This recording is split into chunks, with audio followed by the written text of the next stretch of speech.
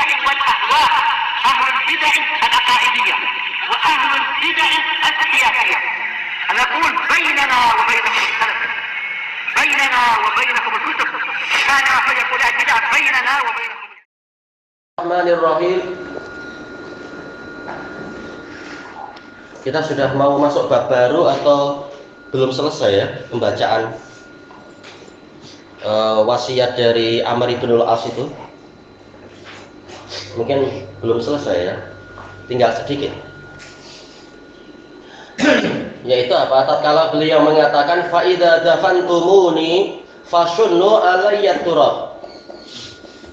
Kemudian apabila kalian telah menanamku, memakamkan saya, maka curahkanlah kepada saya tanah syannan dengan sebenar-benarnya.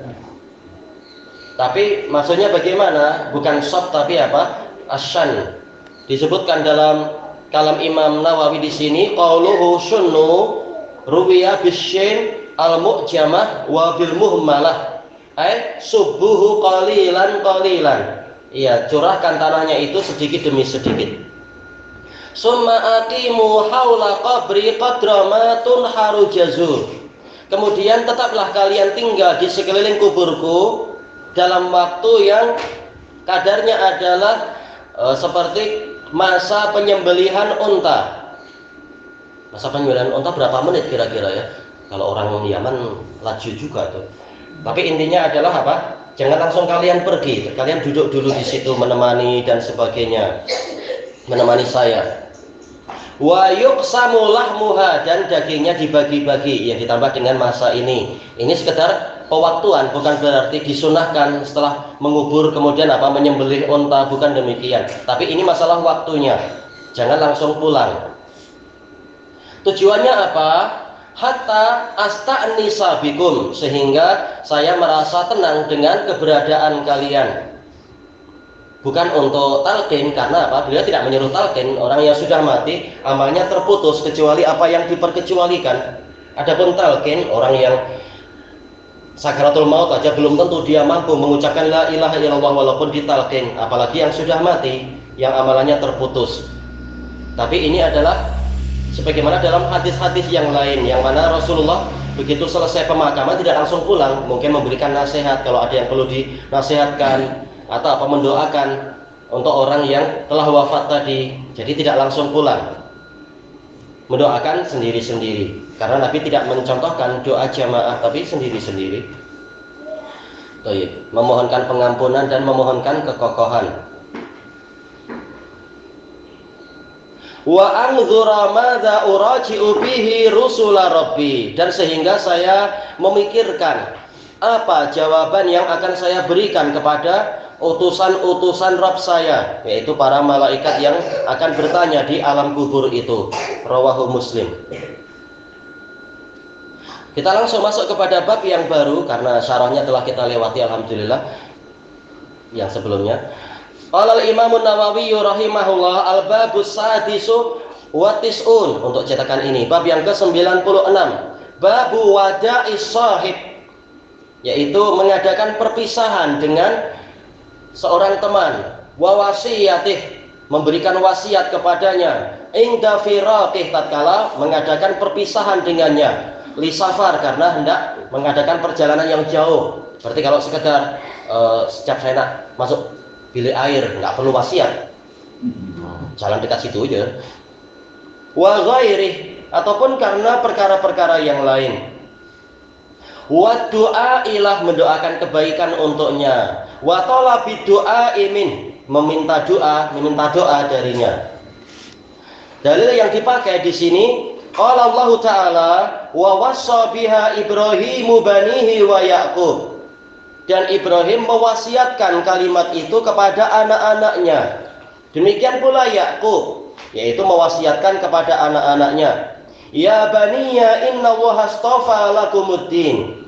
Mereka berdua berkata, wahai anak-anakku, sesungguhnya Allah telah memilihkan untuk kalian agama ini. Fala tamutunna illa wa antum muslimun. Maka jangan sekali-kali kalian mati kecuali dalam keadaan kalian adalah kaum muslimin. Kemudian Allah mengajak bicara kepada kita. Am kuntum syuhada'a id hadara Ya'qubal maut. Ataukah kalian menjadi saksi? Kita tahu yang namanya am di sini menunjukkan sebelumnya itu ada kalimat pertanyaan. Apakah demikian ataukah demikian? Ataukah kalian itu dahulu menjadi saksi tatkala Yakub dihadiri oleh kematian? Yaitu apa? Tanda-tandanya dan sebagainya. Idh qala li banihi ma ta'buduna min ba'di. Tatkala dia berkata kepada anak-anaknya, apa yang kalian sembah sepeninggalku? Qalu na'budu ilahaka wa ilaha abaika Ibrahim wa Ismail wa Ishaq.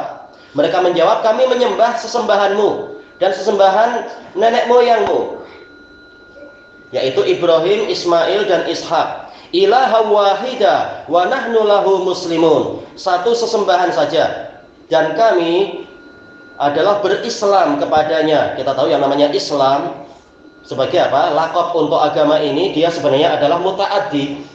Muta'addi dengan apa? Perantaraan lam. Aslamalah, aslamtu li rabbil alamin, aslamtu ma'a Sulaimana lillahi rabbil alamin. Nah, diringkas, jar majrurnya dihapus.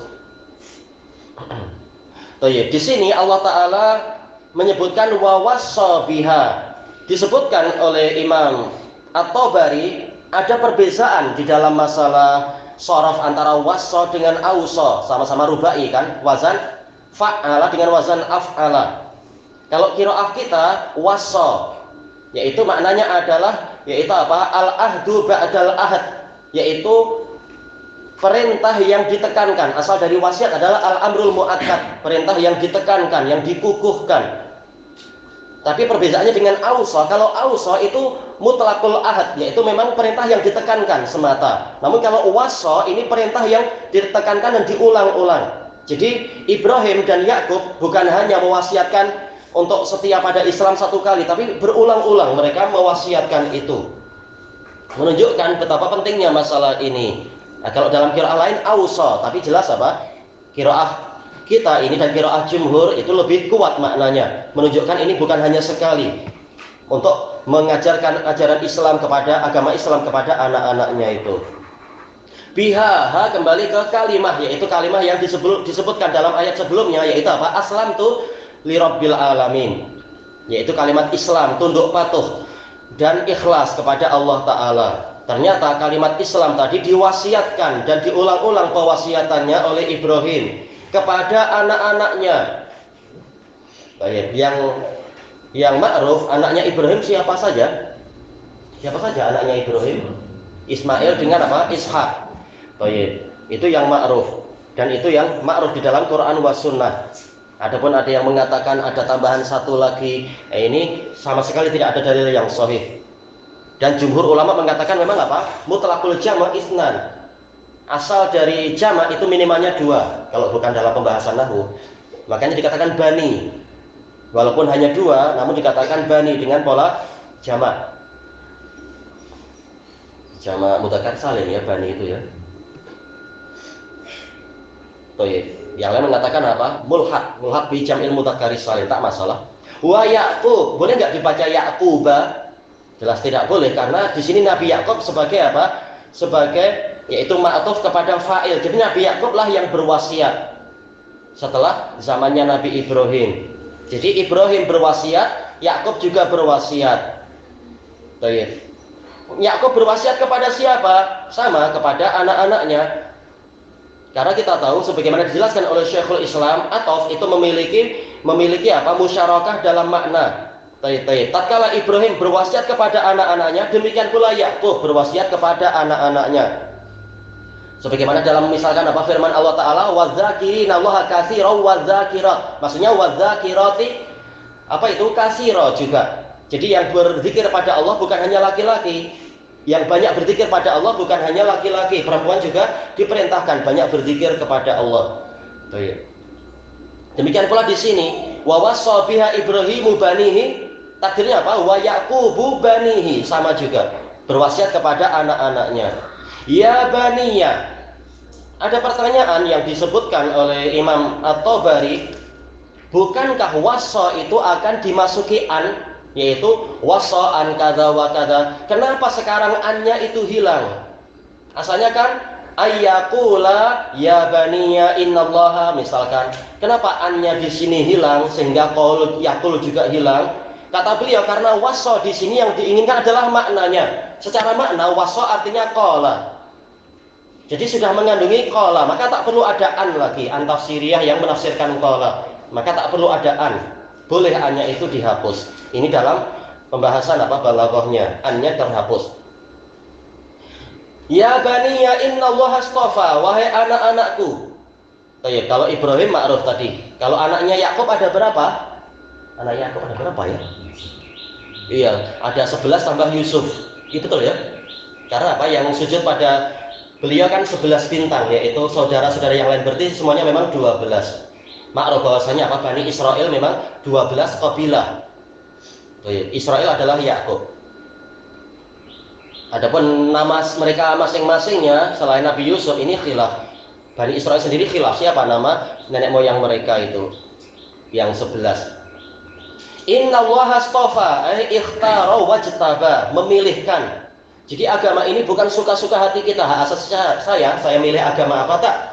Kita diwajibkan untuk mengikuti apa yang Allah perintahkan. Kita hidup di dunia bukan jadi hewan. Hewan aja mau patuh kepada Allah. Baik, gimana kita malah memilih jalan syaitan, naudzubillah, beragama sesuka hatinya. Kita memilih apa yang Allah pilihkan. Makanya di sini para nabi mewasiatkan, sesungguhnya Allah telah memilihkan untuk kalian ad-din, agama ini. Kenapa ada al di sini? Kenapa tidak mengatakan lakum dinan, kemudian takdirnya nanti muslimun? Karena ini alnya ahdiyah, kembali ke lafaz yang sebelumnya, kalimat tadi itu aslamtu li rabbil alamin. Baik, jadi agama yang diwasiatkan tadi itulah yang diperintahkan sekarang dan yang disebutkan sekarang. Sesungguhnya Allah telah memilihkan untuk kalian agama ini. Jadi yang diwasiatkan oleh bapak kalian ini adalah pilihan Allah. Jadi bukan bapak kalian memaksa kalian sesuka hati. Bapak kalian tak. Bapak kalian mewasiatkan apa yang diperintahkan oleh Allah. Fala tamutunna illa wa antum muslimun. Maka jangan sekali-kali kalian itu mati kecuali dalam keadaan kalian adalah kaum muslimin. Berarti apa? Perintahnya adalah yaitu kalau kalian mati sebagai muslim. Adapun hidupnya terserah. Seakan-akan dohirnya demikian karena apa? Di sini ada nafi dan isbat. Jadi perintahnya hanya terbatasi pada tatkala kematian. Tatkala mati kalian adalah muslim. Tatkala hidup entah agama kalian apa. Ini secara dohirnya. Namun kita tahu ini pembahasan balaghah, yaitu tahukah kita bila kita mati? Nah, tatkala kita tidak tahu kapan kita mati, menit keberapa, berarti memang setiap saat wajib menjaga diri dari apa? Dari kemurtadan. Berarti setiap saat memang wajib menjaga keislaman. Karena kita tak tahu bila kita ini mati. Jadi hakikatnya walaupun perintahnya seakan-akan terbatasi pada masa kematian, tetapi ini justru perintahnya adalah sangat mendalam, yaitu jaga Islam kalian setiap saat sampai kalian mati. Karena kalian tak tahu bila kalian mati. Kecuali dalam keadaan kalian adalah kaum muslimin. Ini menunjukkan kalau mati di selain agama Islam dia akan rugi. Man asya ala syai' mata alaih wa man mata ala syai' bu'isa alaih. Hadisnya hasan.